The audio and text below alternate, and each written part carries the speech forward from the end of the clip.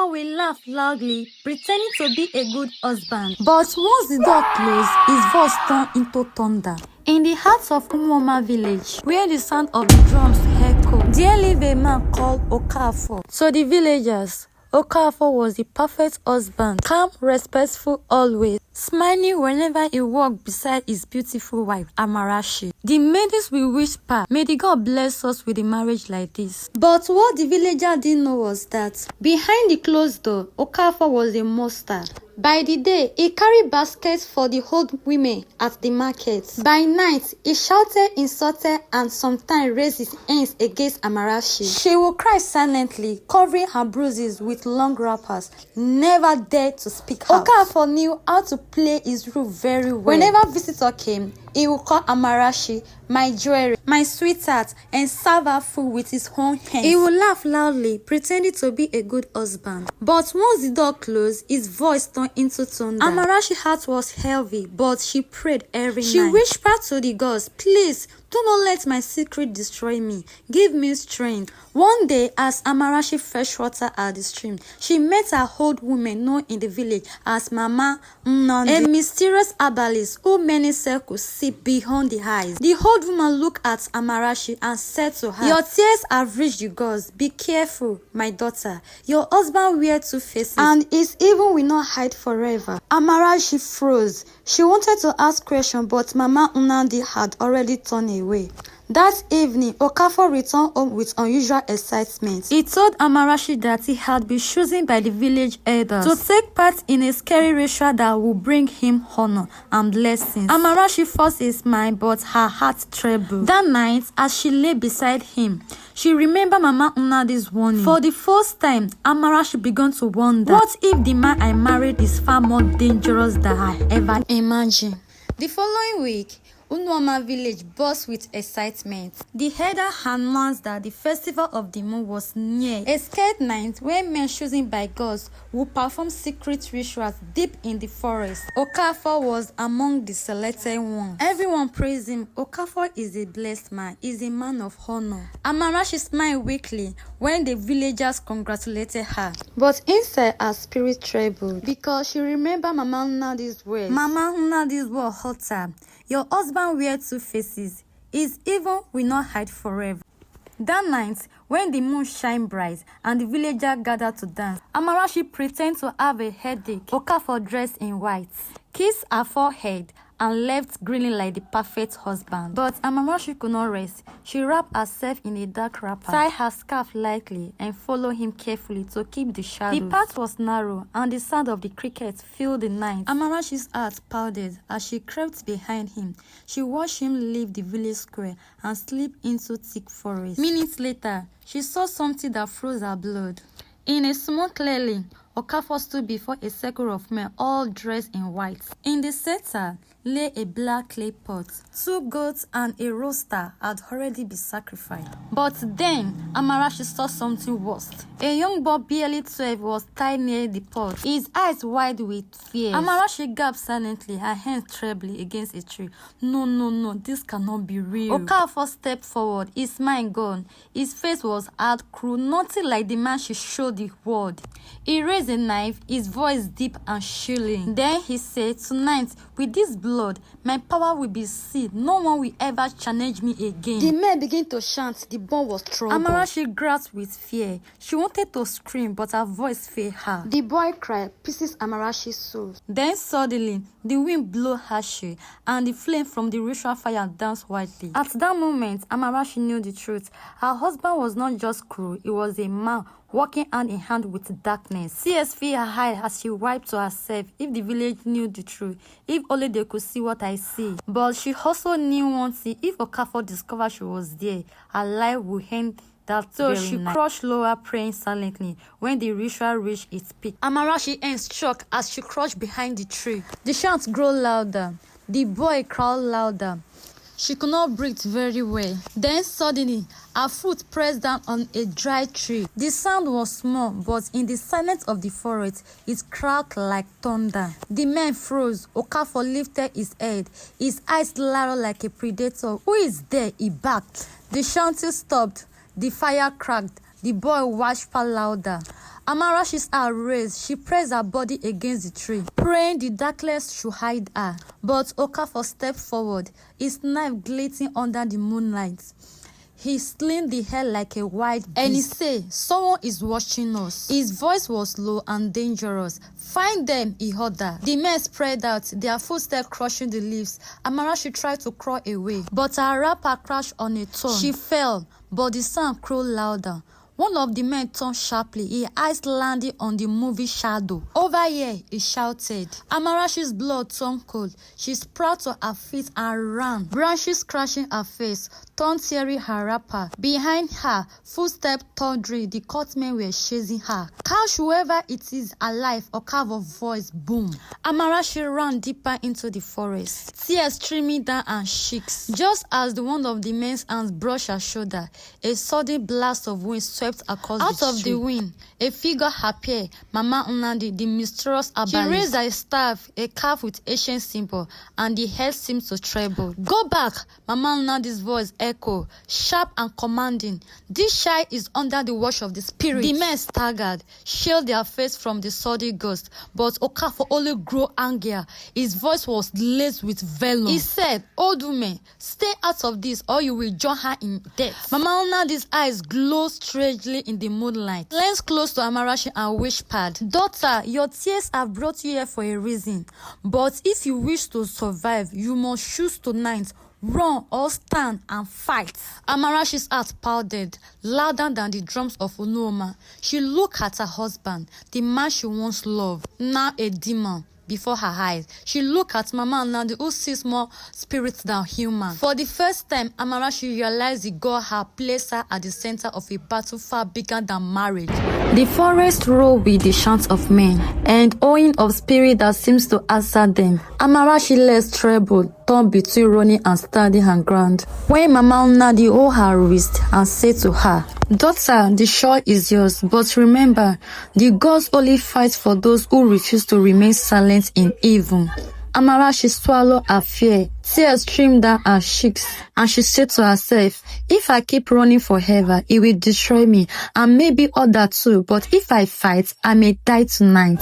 And MaMa Nnedi said to her, "Sometimes survival is the first step, and courage is the second. Tonight you will do both." Suddenly, Okafor ran forward with a knife flashing in his hand. Then, MaMa Nnedi struck the ground with her staff, and a bleeding light burst forth, throwing the men backward. "Run!" MaMa Nnedi shouted. Amarachi ran, her bare feet pounding against the forest floor. But this time, she was not running blindly. She was listening to MaMa Nnedi's chant, saying, listening to the spirit in the wind. The cutmen tried to follow, but strange force pushed them back. Finally, Amarachi stopped, bouncing under a giant iroko tree. She turned, expecting MaMa Nnedi beside her, but the old woman was gone. Instead, her voice echoed in the wind. "Daughter, strength is not in silence.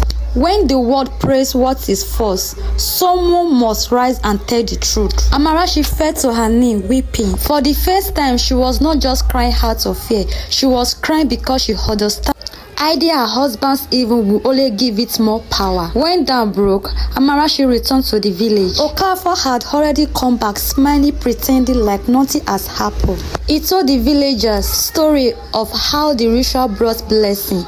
Everyone clapped and praised him. But Amarachi's eyes no longer saw the marks, she saw the monster. Then she remembered MaMa Nnedi's word. The gods only fight for those who refuse to remain silent in evil. That morning, Amarachi made a vow. I will no longer cover his darkness with silence. I will no longer protect him by suffering in silence. The truth must come out even if it costs me everything. That morning, Asuma padded the arm and men sharpened their cutlass. Amarachi walked into the village square and stood before the elders. Her voice was treble but carried fire. She said, "My husband is not the man you think he is. He wears two faces, one for the villagers and one for me." She said, "He is part of a dark cult. His sacrifice in secret is not good." The elders gasped.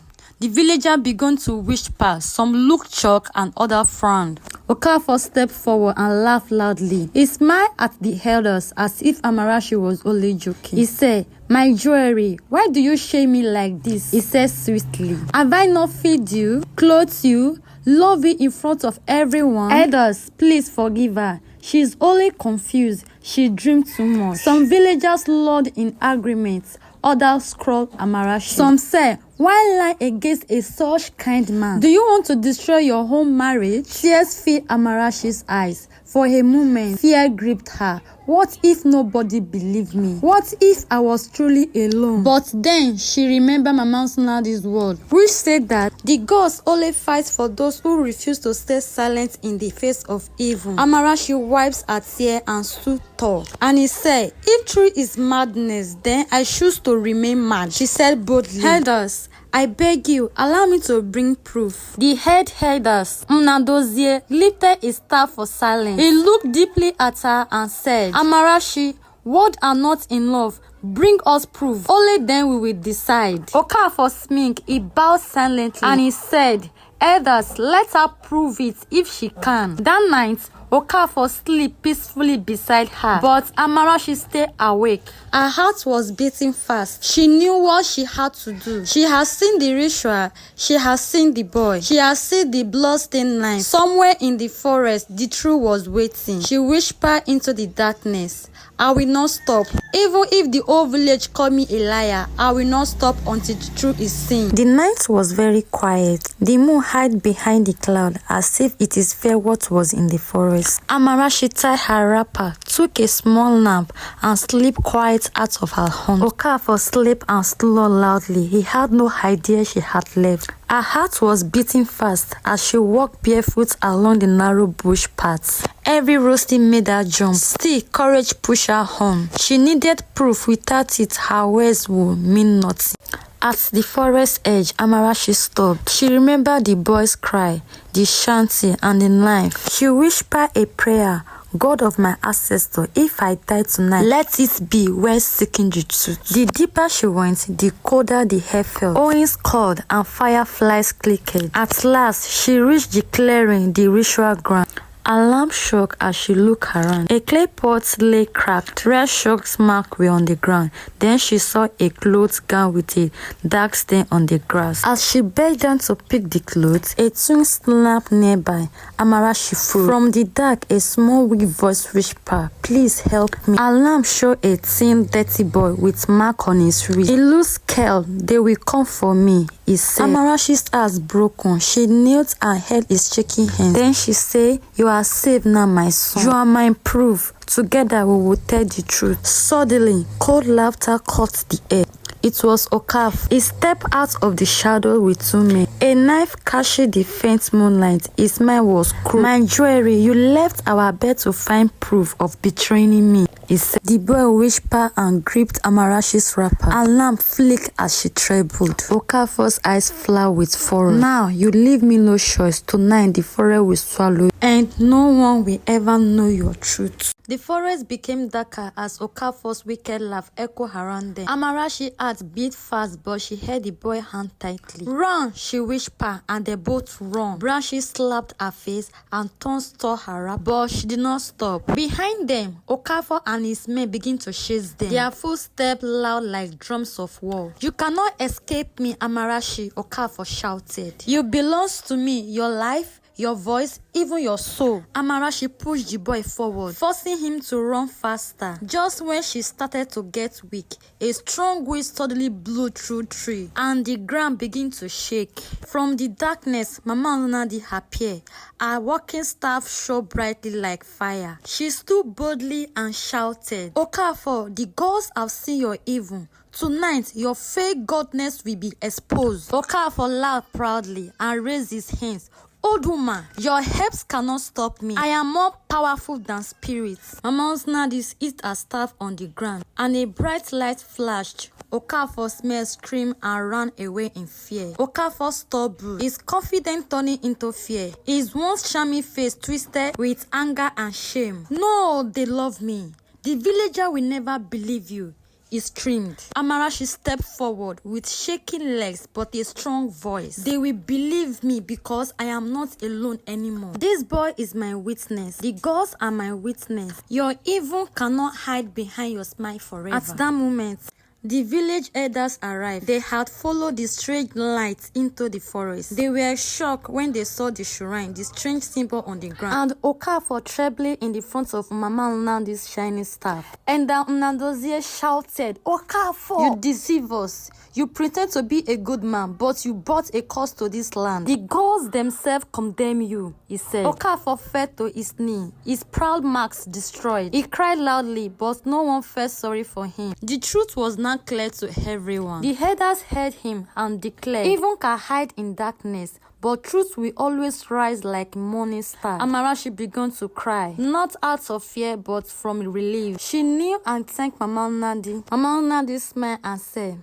"My daughter, your courage has saved not only you, but the whole village." The boy was taken in and cared for. Amarachi was honored from her bravery. From that day, the people of Unuoma adored her and learned that goodness is not what someone shows in public, but what they do in secret. Silence helps heaven, but courage destroys it. Even the wicked voice can defeat the lie where it speaks the truth. Never trust a smiling face without knowing the heart. Real character appear in dark.